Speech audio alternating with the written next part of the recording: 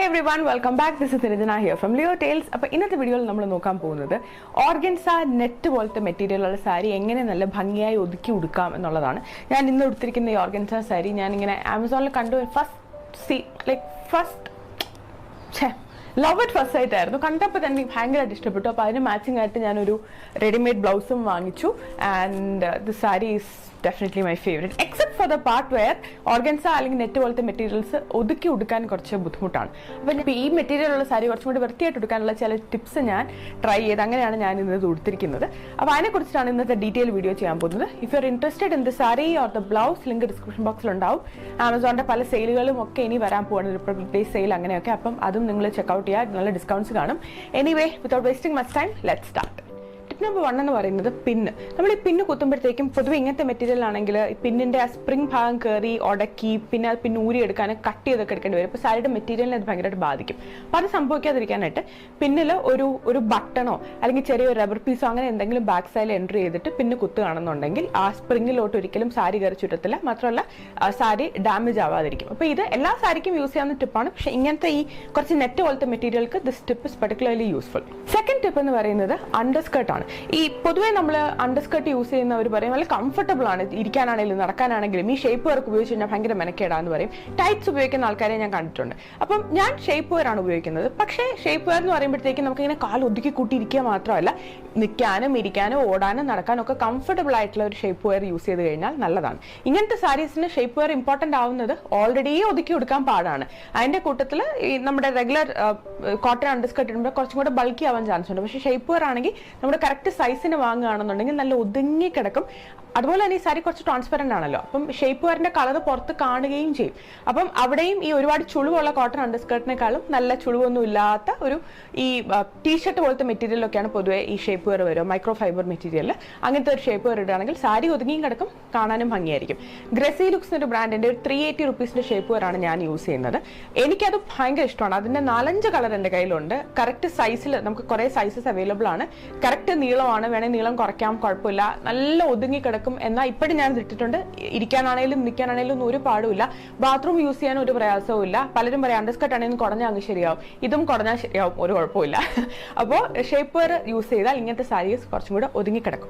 ഇനി ചില കേസസിൽ ഈ അണ്ടർസ്കർട്ടിന് പകരം എന്തെങ്കിലും ഡിസൈൻ ഒക്കെയുള്ള ബ്രോക്കേഡ് ടൈപ്പ് സ്കേർട്ടുകൾ സാരിയുടെ അടിയിൽ ഉടുത്തിട്ട് അതിന്റെ പുറത്ത് സാരി ഉടുക്കുന്നവരും ഉണ്ട്. അതും നല്ലതാണ്. കാരണം ഒരുപാട് നെറ്റ് അങ്ങ് ട്രാൻസ്പെറന്റ് മെറ്റീരിയൽ ആണെങ്കിൽ ഈ താഴെയുള്ള ബ്രോക്കേഡ് ഡിസൈനിലുള്ള സ്കേർട്ടിന്റെ ഡിസൈൻ ഒക്കെ പുറത്ത് കാണാൻ പറ്റും. അപ്പോൾ അത് കുറച്ചും കൂടി ഒരു പാർട്ടി വെയർ ലുക്ക് ആയിരിക്കും. അത് ഹാഫ് സാരി ചുറ്റിയ പോലെ ഇരിക്കില്ല, പക്ഷേ സാരി ഉടുത്ത പോലെ ആയിരിക്കില്ല. കാരണം ലൂസ് ആയിട്ടാണല്ലോ സ്കേർട്ട് കിടക്കുക. അല്ലെങ്കിൽ നിങ്ങൾക്ക് തന്നെ കസ്റ്റമൈസ് ചെയ്ത് ഒരു ടൈലറിനെ കൊണ്ട് അങ്ങനത്തെ ഒരു ബ്രോക്കേഡ് മെറ്റീരിയൽ ഈ ഫിഷ് കട്ട് പോലെ ഒരു സ്കേർട്ട് തയ്പ്പിച്ചിട്ട് അണ്ടർ സ്കേർട്ട് പുറത്ത് കാണുന്നുള്ള ഒരു നാണക്കേട് ചിലർക്ക് കാണും. അതും വേണ്ട. നിങ്ങൾ നല്ല ഒതുക്കിയ ഒരു ബ്രോക്കേഡ് മെറ്റീരിയൽ ഒരു ഫിഷ് കട്ട് തയ്ക്കുകയാണെന്നുണ്ടെങ്കിൽ സാരി നല്ല ഭംഗിയായിട്ട് ഉടുക്കാൻ സാധിക്കും. അടുത്ത ടിപ്പ് എന്ന് പറയുന്നത് പ്ലീറ്റ്. ഞാനാണെങ്കിൽ എൻ്റെ വിരൽ വീതിക്കുള്ള പ്ലീറ്റ് അത്ര എടുക്കുള്ളൂ. ഇത് ഇത്ര വീതിയായിരിക്കും എൻ്റെ പ്ലീറ്റുകൾക്ക് പൊതുവേ വരിക. പക്ഷെ അങ്ങനത്തെ പ്ലീറ്റുകൾ എടുത്തു കഴിഞ്ഞാൽ ഒരു കുഴപ്പം എന്താണെന്ന് വെച്ചാൽ താഴെ വരെ എത്തില്ല. കാരണം ഈ നെറ്റ് മെറ്റീരിയൽ ആയതുകൊണ്ട് താഴെ എത്തുമ്പോഴത്തേക്കും പ്ലീറ്റ് ഇങ്ങനെ തുറന്നു വരും. അപ്പോൾ അത് അവോയ്ഡ് ചെയ്യാനായിട്ട് വീതി കൂട്ടി പ്ലീറ്റ് എടുക്കുക. പൊതുവേ നിങ്ങൾ ഒരു 6-7 നോർമൽ സൈസ് പ്ലീറ്റ് എടുക്കുന്ന ആളാണെങ്കിൽ ഒരു 5 വീതി കൂടിയ പ്ലീറ്റ് ആയിട്ട് അത് എടുക്കാൻ നോക്കുക. കാരണം വീതി കൂടിയ പ്ലീറ്റ് ആകുമ്പോൾ താഴെ എത്തുമ്പോഴത്തേക്കും ഇങ്ങനെ തുറന്നു വന്നാലും സ്റ്റിൽ കുറച്ച് പ്ലീറ്റ് ബാക്കി കാണും. അപ്പോൾ കുറച്ച് വീതിയിൽ എടുത്തു കഴിഞ്ഞാൽ നല്ലതാണ്. പൊതുവേ വീതിയിലെടുത്താൽ തടി കൂടുന്നതൊന്നും ഓർഗൻസ മെറ്റീരിയൽ എനിവേ നമുക്ക് അത്ര ഒതുക്കി കൊടുക്കാൻ സാധിക്കത്തില്ല. പിന്നെ എങ്ങനെയെങ്കിലും ഒന്ന് കാണുമ്പോൾ വൃത്തിയായിട്ട് മെനക്കിരിക്കണം എന്നുണ്ടെന്നുണ്ടെങ്കിൽ കുറച്ച് വീതിയായിട്ട് പ്ലീറ്റ് എടുക്കുക. അത് താഴെ വരെ ഒതുങ്ങി കിടന്നോളൂ. പ്രധാനമായിട്ട് ഓർക്കേണ്ട കാര്യം മറ്റ് സാരി പോലെയല്ല. പ്ലീറ്റ് എടുത്തിട്ട് നമ്മളൊരു സാരി കൊടയിലൊക്കെ നടത്തുമല്ലോ, ചിലപ്പോൾ ഒന്ന് കുടഞ്ഞിട്ട് പിന്നെ പ്ലീറ്റൊക്കെ കൈ വെച്ചൊക്കെ പിടിച്ച് നിവർത്തിയിട്ടൊക്കെ കുത്തുന്ന രീതിയുണ്ട്. ഓർഗൻസ എന്ന് പറഞ്ഞാൽ ഇങ്ങനെ തൊടുന്നതിന് മുന്നേ അങ്ങ് ഊഴ്ന്നങ്ങ് പോകുന്ന ഒരു മെറ്റീരിയലാണ്. അപ്പോൾ അതുകൊണ്ട് പ്ലീറ്റ് എടുത്തു കഴിഞ്ഞാൽ ഫസ്റ്റ് തിങ് ഏറ്റവും മുകളിൽ ഒരു പിന്ന് കുത്തി സെക്യൂർ ചെയ്യാം. അതിനുശേഷം മാത്രമേ നമ്മൾ മറ്റു കളികൾക്ക് പോകത്തുള്ളൂ. ഇല്ലെങ്കിൽ ആ പ്ലീറ്റ് അങ്ങനെ തന്നെ പോവും, പിന്നെ വീണ്ടും ഒന്നേ തുടങ്ങേണ്ടി വരും. അപ്പോൾ മുകളിൽ ഒരു പിന്ന് കുത്തി സെക്യൂർ ചെയ്യുക. അതിനുശേഷം അത് അങ്ങ് എങ്ങനെയെങ്കിലും ഒന്ന് ടക്കിൻ ചെയ്ത് വെച്ചതിന് ശേഷം പ്ലീറ്റ് നേരെയാക്കാൻ ശ്രമിക്കുക. പല സാരികളിലും നമ്മൾ കോട്ടൺ ഒക്കെ ആണെങ്കിൽ നമുക്ക് ഈ പ്ലീറ്റ് കൈ പിടിച്ചുകൊണ്ട് പല കസരത്ത് കാണിക്കാം. പക്ഷേ ഓർഗൻസ നെറ്റ് പോലത്തെ മെറ്റീരിയൽ അത് ചെയ്യരുത്. ഇനി സാരി വൃത്തിയായിട്ട് ഉടുക്കാൻ എല്ലാവരും കൈ കരുതേണ്ട ഒരു എക്യുപ്മെന്റ് ഉണ്ട്, ഹെയർ സ്ട്രൈറ്റ്നർ. ഞാൻ മുടി സെറ്റും ചെയ്യുന്ന ആളല്ലാണ്. ഞാനിപ്പോൾ എൻ്റെ കസിൻ്റെ കയ്യിൽ നിന്ന് കടം വാങ്ങിച്ചിട്ടാണ് ഉപയോഗിക്കുന്നത്.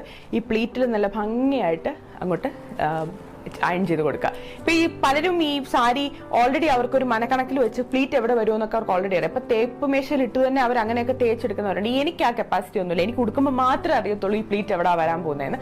അപ്പൊ അങ്ങനെ അറിയാത്ത എന്നെ പോലത്തെ ആൾക്കാർക്കാണ് അയണിന്റെ ഗുണം. ക്ലിപ്പ് പ്ലഗ് ഇൻ ചെയ്തുകൊണ്ട് തന്നെ ഉപയോഗിക്കാം, പക്ഷേ അതിന്റെ ആവശ്യമില്ല. പ്ലഗ് ചെയ്ത് നല്ല ചൂടായതിനു ശേഷം ഊരി എടുത്തിട്ട് ആ പ്ലീറ്റ്സിൽ കൂടെ ജസ്റ്റ് ഒന്ന്, ഞാൻ പറഞ്ഞു ഓർഗൻസയാണ്, അപ്പൊ മുകളിൽ പിന്നു കുത്തിയതിനു ശേഷം മാത്രമേ ഈ പരിപാടി ചെയ്യാവുള്ളൂ. നന്നായിട്ട് ഒരു 3-4 വട്ടം പ്രസ് ചെയ്ത് വിട്ട് കഴിഞ്ഞാൽ നമുക്ക് സാരിയുടെ പ്ലീറ്റ് എടുക്കാൻ ഒരു മനുഷ്യന്റെ ആവശ്യമില്ല. എന്റെ സാരിയുടെ പ്ലീറ്റ് എടുക്കാൻ ഞാൻ മാത്രം മതി. നമുക്ക് ആരുടെയും ഹെൽപ്പ് ഇല്ലാതെ ഉടുക്കാൻ സാധിക്കും. സാരി എടുക്കുന്നവർ എന്തായാലും വാങ്ങേണ്ട ഒരു എക്യുപ്മെന്റ് ആണിത്. കാരണം ഈ പ്ലീറ്റിന് മാത്രമല്ല, ഈ ഷോൾഡർ പ്ലീറ്റ്സ് ഉണ്ടല്ലോ, ഈ സാരിക്ക് അത് ആപ്ലിക്കബിൾ അല്ല. പക്ഷെ നമ്മൾ നല്ല പ്ലീറ്റ് എടുത്ത് കുത്തുന്ന കോട്ടൺ സിൽക്ക് സാരികൾക്കാണെങ്കിൽ നമുക്ക് ഇവിടെയും പ്ലീറ്റ് നല്ല രീതിയിൽ ഒതുക്കി കൊടുക്കാനായിട്ട് ഇത് യൂസ് ചെയ്യാം. പല ഈ സാരി ഡ്രൈപ്പിസ്റ്റ് ഒക്കെ ഉപയോഗിക്കുന്ന ഒരു സാധനമാണ്. ഇത് നമുക്കും വീട്ടിൽ വാങ്ങി ഉപയോഗിക്കാവുന്നതേ ഉള്ളൂ. It's not a problem. ശരിക്കും നിങ്ങളുടെ സാരി കൂടുതൽ പെർഫെക്റ്റ് ആക്കുന്ന ഒരു ഡിവൈസ് ആണ്. അടുത്ത ട്രിക്ക് എന്ന് പറയുന്നത് ഈ ഫ്രീ ഫ്ലോയിങ് ആയിട്ട് നമ്മൾ പല്ലു ഇടുമ്പോൾ, ഇപ്പൊ ഇങ്ങനത്തെ ഒരു സാരിക്ക് പല്ലു എടുത്ത് ഇങ്ങനെ ഷോൾഡറിൽ കുത്തിയാൽ ആക്ച്വലി വലിയ ഭംഗി കാണില്ല. കാരണം ഇതിങ്ങനെ അങ്ങനെ കിടക്കേണ്ട ഒരു സാരി, ഇത് നല്ല ഫ്രീ ഫ്ലോയിങ് ആയിട്ട് നല്ല ലൂസ് ആയിട്ട് കയ്യിൽ ഇങ്ങനെ I feel like A bird എന്നൊക്കെ രീതിയിൽ അങ്ങനെയൊക്കെ ഉള്ള ഒരു സാരിയാണ് ഓർഗൻസ മെറ്റീരിയൽ.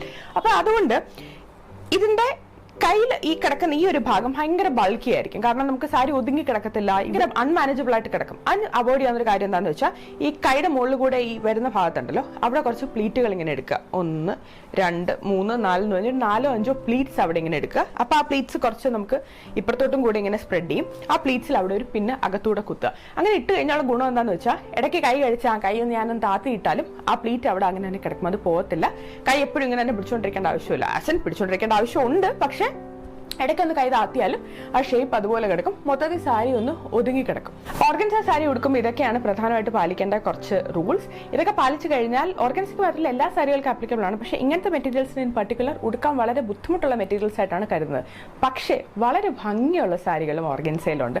ഈ സാരി തന്നെ എനിക്ക് ഭയങ്കര ഇഷ്ടമാണ്. ഉടുക്കാൻ ആക്ച്വലി എളുപ്പമാണ്. ആകെയുള്ള ഒരു ബുദ്ധിമുട്ടെന്ന് പറഞ്ഞാൽ പിടിച്ചാൽ നിൽക്കത്തില്ല എന്നുള്ളതേ ഉള്ളൂ.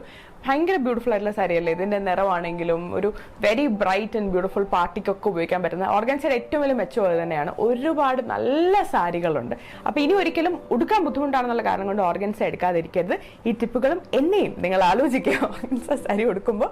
എനിക്ക് ഇഷ്ടപ്പെട്ട ചില ഓർഗൻസ സാരികളുടെയും കൂടെ ലിങ്കുകളും ചില ബ്ലൗസസ് ഒക്കെ ഞാൻ യൂസ് ചെയ്യുന്ന റെഡിമെയ്ഡ് ബ്ലൗസ്, ഞാൻ കംപ്ലീറ്റ്ലി ആമസോണിൽ നിന്നാണ് എൻ്റെ എല്ലാ ബ്ലൗസുകളും വാങ്ങുക. അതിൻ്റെയൊക്കെ ലിങ്ക് ഞാൻ ഡിസ്ക്രിപ്ഷൻ ബോക്സിൽ കൊടുക്കാം. Do check it out. I hope you find this video beneficial. നമുക്ക് വീണ്ടും മറ്റൊരു വീഡിയോയിലൂടെ കാണാം. Till then take care. By.